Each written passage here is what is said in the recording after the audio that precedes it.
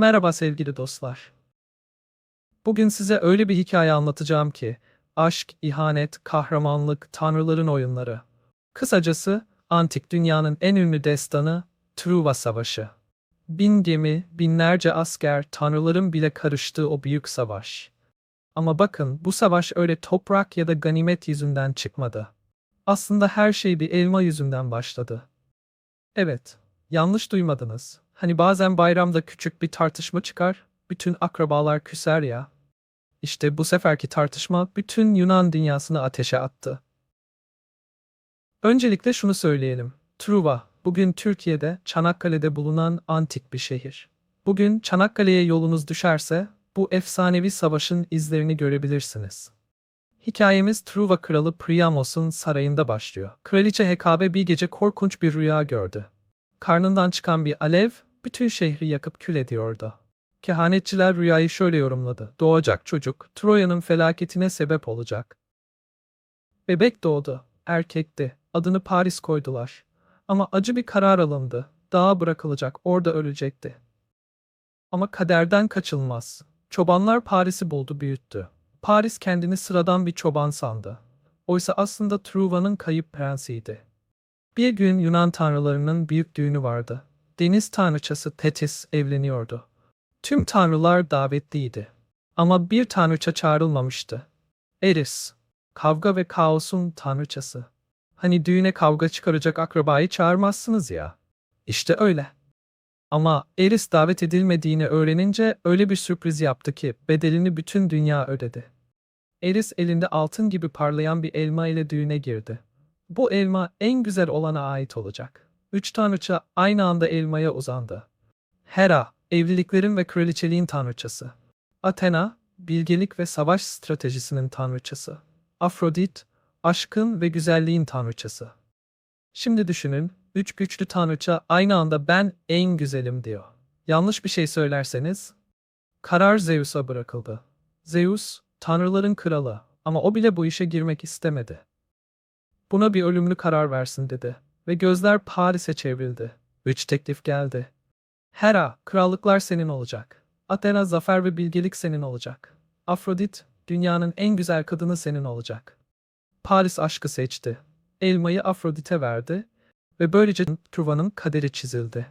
Buraya kadar geldiyseniz mitolojiye gerçekten ilgi duyuyorsunuz demektir. Hadi o zaman bir ara verelim. Abone olmayı, videoyu beğenmeyi unutmayın. Böylece mitolojinin kalp atışlarını birlikte takip etmeye devam edelim. Yıllar sonra Truva'da büyük yarışlar yapıldı. Paris gizlice katıldı ve bütün prensleri geçti. Kraliçe Hekabe onu tanıdı. Kaybolan bebeği Paris'ti. Priamos da gerçeği kabul etti.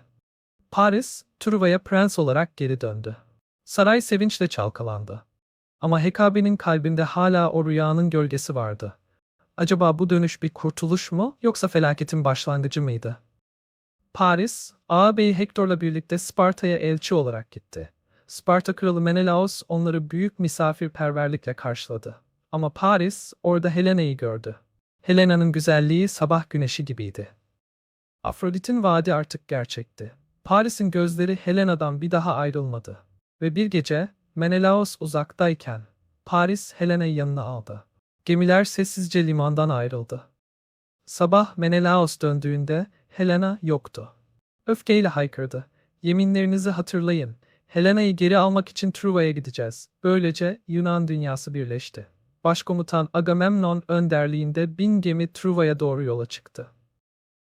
Bir aşk hikayesi yüzünden on binlerce kişi savaşa gidiyor. Mitolojinin en pahalı aşk hikayesi desek hiç yanlış olmaz. Ama ordunun içinde büyük bir sorun vardı. Agamemnon ile ordunun en güçlü savaşçısı Akilleus, yani yarı tanrı kahraman kavga etti. Akilleus çadırına çekildi. Bu sırada Truva'nın kahramanı Hektor, Priamos'un oğlu, Yunanları geri püskürttü. Ama Akilleus'un en yakın dostu Patroklos, onun zırhını giyip savaşa girdi. Herkes Akilleus sandı. Yunanlılar coştu. Ama Hektor, Patroklos'u öldürdü. Ve bu haber Akilleus'a ulaştığında öfke ateşiyle geri döndü. Yarı tanrı Akilleus savaş alanına indi. Ve kaderin düellosu başladı. Akilleus ve Hektor karşı karşıya. Kılıçlar çarpıştı. Ama Akilleus galip geldi.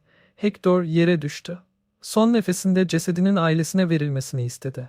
Ama Achilleus öfkesinden bunu reddetti. Hector'un cesedini arabasına bağlayıp Truva surlarının önünde sürükledi. O gece, yaşlı kral Priamos, oğlunun cesedini almak için Yunan kampına gizlice girdi. Achilleus'un çadırında diz çöktü. "Ben de bir babayım.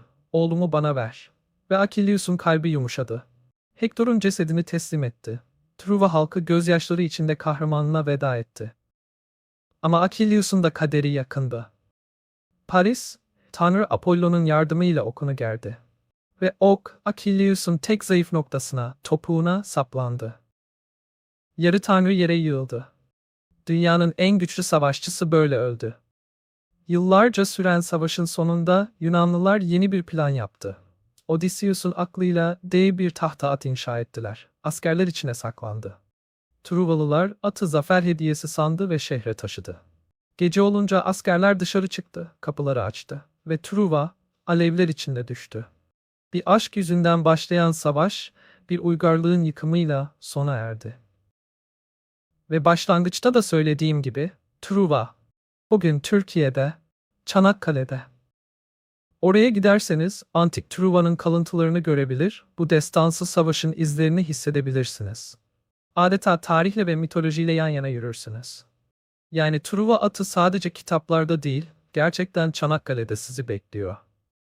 Eğer bu hikayeyi görselle de yaşamak isterseniz, size bir film önerim var. 2004 yapımı Troy filmi. Achilleus'u Brad Pitt canlandırıyor. Savaş sahneleri ve duygular gerçekten nefes kesici.